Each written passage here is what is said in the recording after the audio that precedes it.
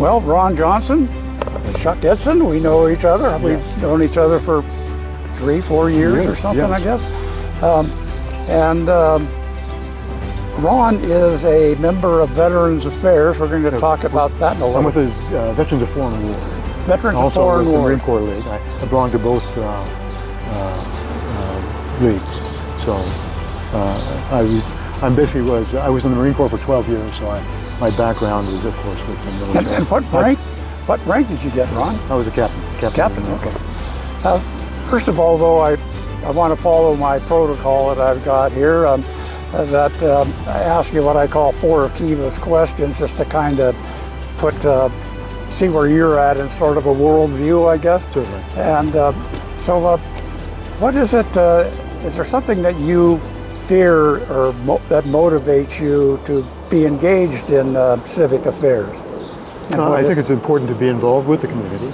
I think that with my background, my college and all that, it was always important to get involved with the community. I think it's important that you understand what the community is doing. Okay. And that thing, I've always been outgoing. I look at life. Now, I'm going to keep you short on these answers, Ron. Okay.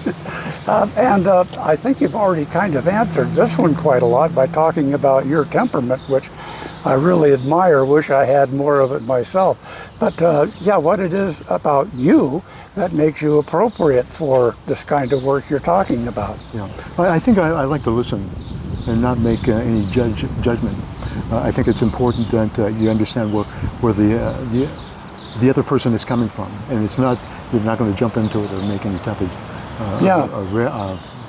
rational thing about this. I want to say personally here, a couple of years ago, Ron and I were in the same golf cart for about 4 hours, and I railed on him about my political views, and he didn't care. I did care, but he cared, but it was great. A very tolerant guy, and I've since kind of become a little more tolerant myself and a little more open to listening to people, which is a good thing. And in spirit, in Kiva's spirit, to listen to one another, respect one another, and not get mad at nobody. Yeah, or since it's a double negative, I just get mad at everybody equally, including myself. Anyway, and so the other 2 questions have to do with another aspect of worldview, and that is, what's your overall view or opinion of humanity?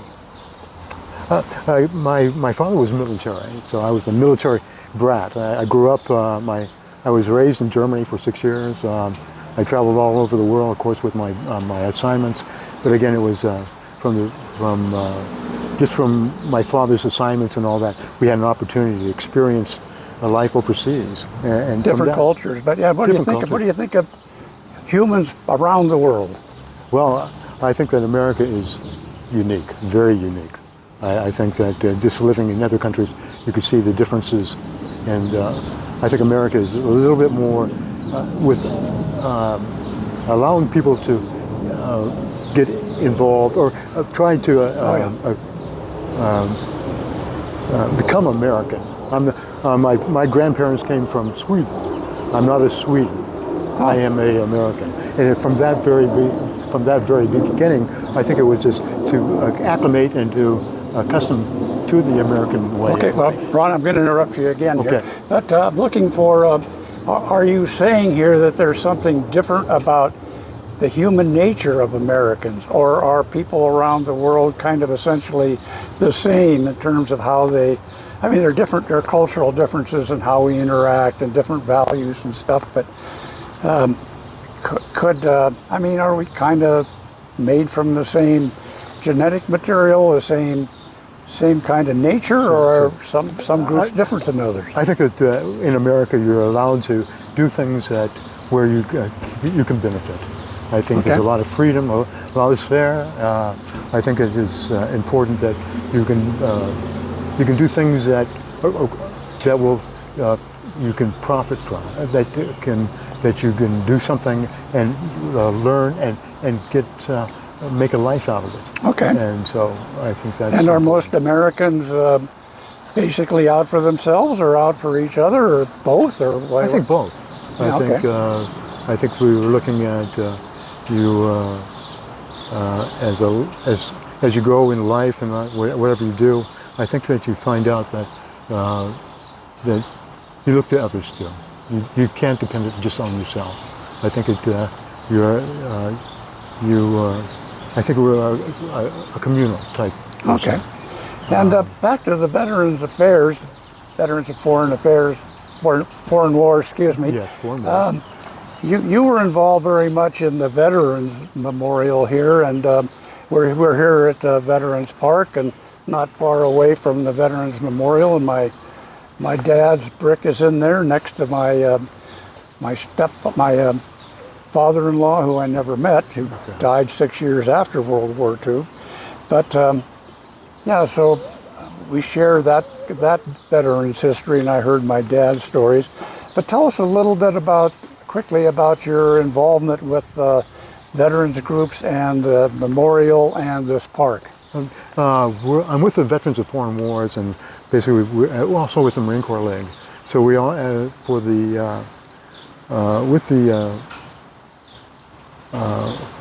the involvement, we actually get involved with the parades, funerals, basically with anything that deals with the veteran. Also, I do all the scholarship programs for the Marine Corps League and also for the Veterans of Foreign Wars. And I go to all the schools, middle schools and high schools. And what we really want to push is patriotism. And all the themes are basically with patriotism. And I think that the thing that we really want to do is build. Of course, this country is so special. Of course, we have our faults. Any country does. But I look at it, and we've from the very beginning. I think we found that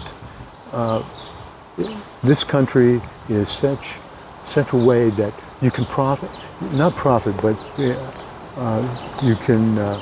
From the very beginning, you get into the schooling, and that you can actually build a lifestyle that help others, and also you can benefit. Right, and so I think we agree that having a society that supports citizenship and education is a good one, and allow as much freedom as possible. Certainly. I suppose, within reason. Sure, and I still think that this country, with patriotism, again, there should be a coherence that people understand. Right. I think that within the last couple of years there has been a lot of dissension, but we have to look back until we're over 230, 240 years.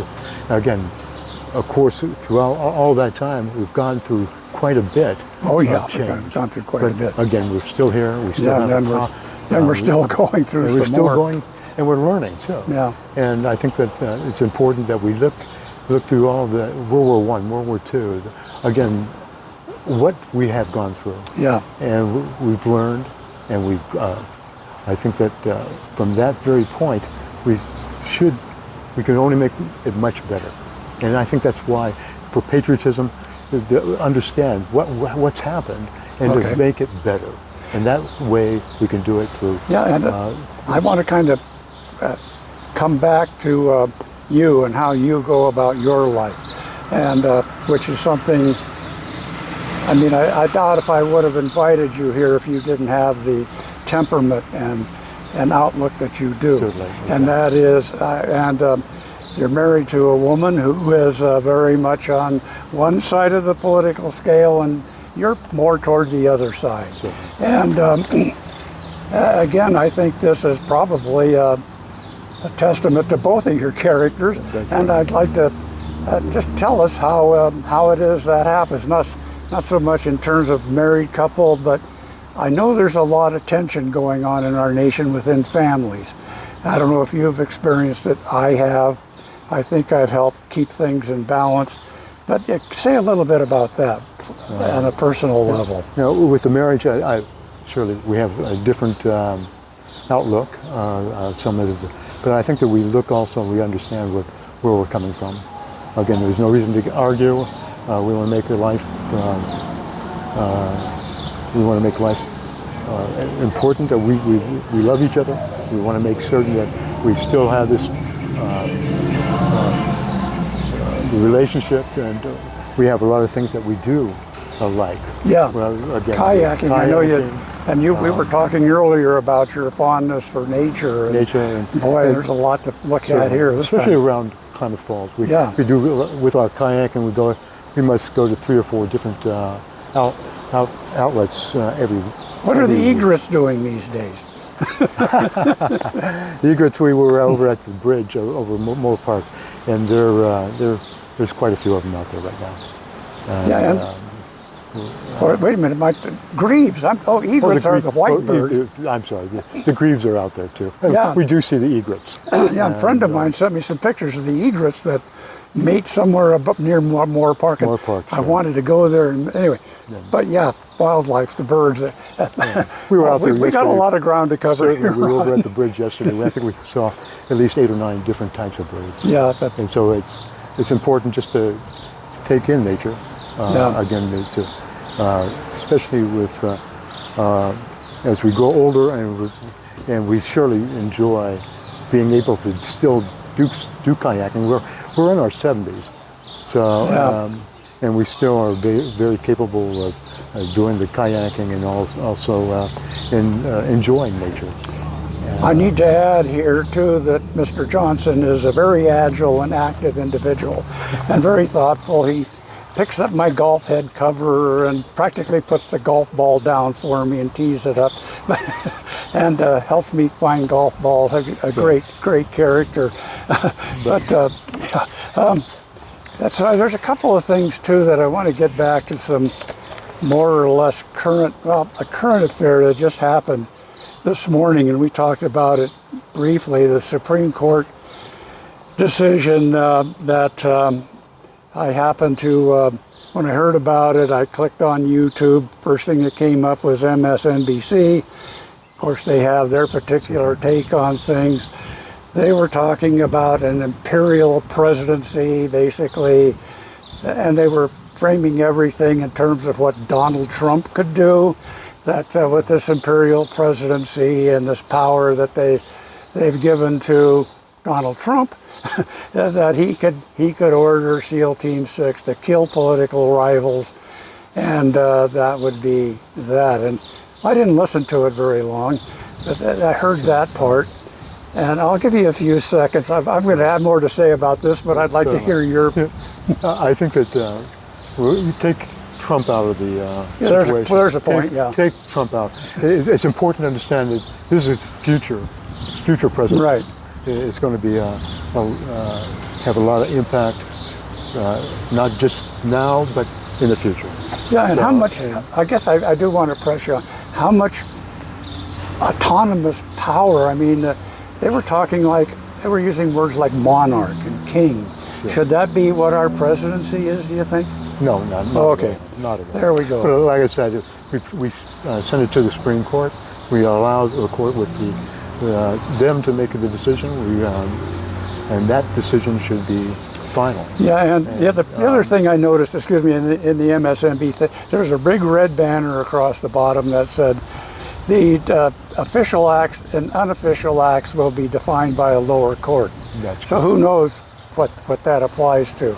The other thing that occurred to me, and I kind of wanted, this is sort of entertaining in my weird view of things, depending on when this becomes enacted as law, if it's in the next 11 months or whatever, this could, or 6-7 months, it could mean that Joe Biden could order the execution of Donald Trump or Steve Bannon or somebody. But I don't think, that's not how the MSNBC was looking at it. No. But I mean, anyway, just an observation. I think that you have to put it in perspective. I think that we're looking at, again, with the law itself. I think that when you look at discerning what the actual outcome is was it lawful? Or was there something that would be dealing with lawlessness? Again, it's open to interpretation, but again, it's a matter of putting it to the courts and let them decide. Yeah, and So yeah, presidents can commit crimes too, and they should be held accountable. I'm taking Certainly, sure. Yeah, okay. Yes, accountable. There we go. What do you know? We agree on a lot of this, don't we? The other one, we have talked about this one some, and that is, I'll put it in the most controversial terms I can, I guess, and that is the separation of church and state. And you made it clear, we talked about this and went back and forth a little bit, but I believe you were saying that you thought that the Ten Commandments should be part of the Constitution. And I was concerned about, well, I didn't state this part, but there are parts about the Ten Commandments that specify how you're supposed to go about religious practices, but I think your point is that most of the Ten Commandments are part of our law anyway. And what about this? And what about the Judeo-Christian values and the deism? I think that a lot of our forefathers had, which was sort of accepting almost any kind of, Christianity and its various forms.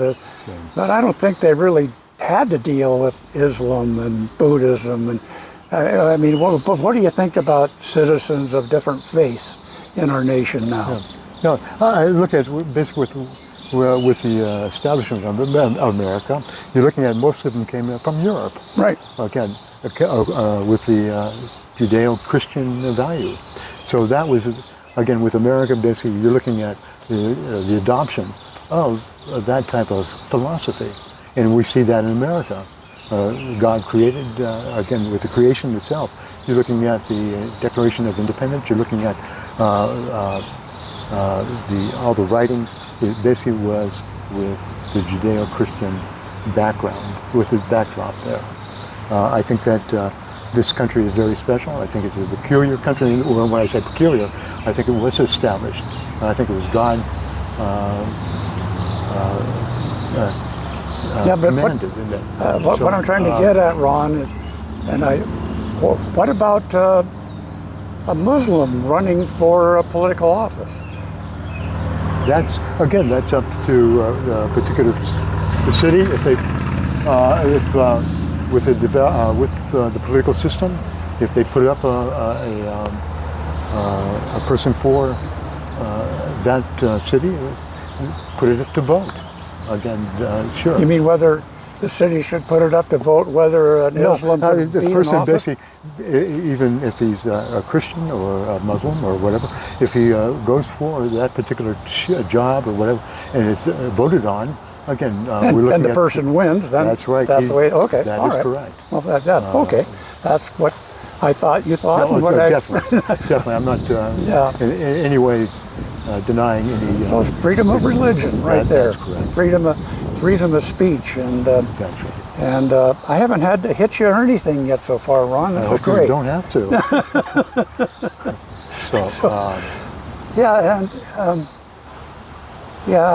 Well, not everybody we talk to is going to be as reasonable as Ron.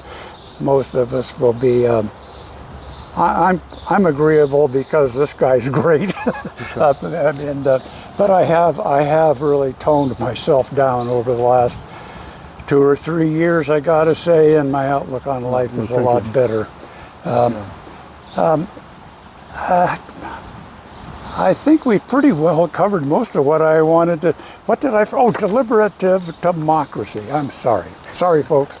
One more thing I want to talk about here that generally bring up in these discussions. I've talked about deliberative democracy with one candidate who didn't win office and two political people, Kelly Minty and Emily McIntyre, our state representative, and had them look into the approach of deliberative democracy as creating some kind of a public advisory board. And it's very open. It's a very flexible system. I mean, it's just a concept with some basic rules about getting people on a panel that represent the community fairly, finding information that fairly and accurately represents the best arguments from both or all sides, that people stick to that topic, and that they talk about them civilly. And you may have a group of 100 people, but you break them down into groups of 10 to do the hard work, and then bring everybody together and reach some consensus on different policies and different decisions. And it's been done around the world, and it's been done in this country, and it works great. And I think it's so flexible. Personally, I'd like to see something done between the city council commissioners and the county commissioners for a rural representation, and the city council for more urban representation. Get it representative of our population, and start talking about some subjects. And I know, we just talked, I don't think you've heard of this before, but I would like to kind of get your impression of those ideas. No, I think it's important. I think that it's especially with a small group in that, and on a particular topic, and to get all the insight into what they're thinking and whatever, and then kind of come to a compromise, or and find out what would be the best solution in that. I think it's important to talk. I think that's the problem right now, is we're not talking. Yeah. I think even with that everything is at a standstill. The inroads, there won't be.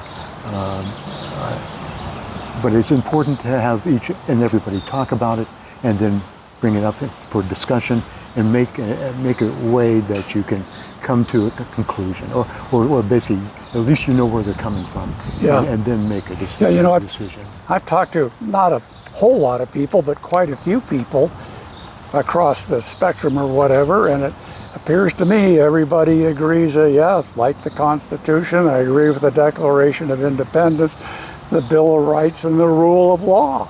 I mean, that seems like a huge amount of common ground to start from. And then usually when you get down and you just ask questions about what the person really means about the 10 Commandments or whatever, and how it should be practiced, it's like, well, hey, that ain't what I thought it was going to be. Sure. It's a lot less moderate than I thought. No, you bring about the 10 Commandments. I think the thing about that is it's in writing. And again, you can read it and then try to understand what it really means.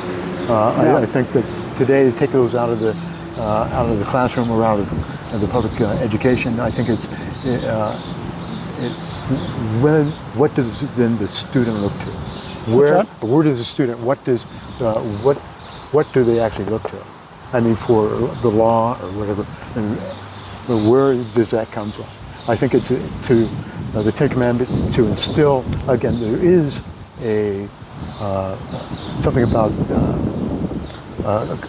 about us that we don't respect. That type of, to understand. Do not. It's important that why do they initially have this particular thing? Yeah, and I think most of the, as far as I know, all of the major religions in the world stand for certain, like not stealing and not killing and not this and that. Some branches go to quite a bit of an extreme that we could tolerate to a point, I guess. But there are points of violence and disruption where, anyway, I think when we get down to it, if we had another 4 or 5 hours to talk, we could find a whole lot of more things we could agree about. I'll ask our production team here, of Chris and Tiffany, if there's anything we forgot, anything we should bring up here. Sounded like Ron. Anything you would like to add to it? Well, thank you for the opportunity just to kind of share and talk about the things that are happening. But again, I really appreciate the opportunity. Well, I appreciate you more than you appreciate me. I really do, Ron, and I really value our friendship. And quit beating me on the golf course, okay? Thanks a lot, Ron, and we'll see you Wednesday. Okay. Thanks a lot. Kiva Circle signing out. Please check us out on our website and Facebook pages under Kiva's Corner. So we are both corner for in the private sector and trying to become a private nonprofit. So check us out. Thanks a lot, and good conversations.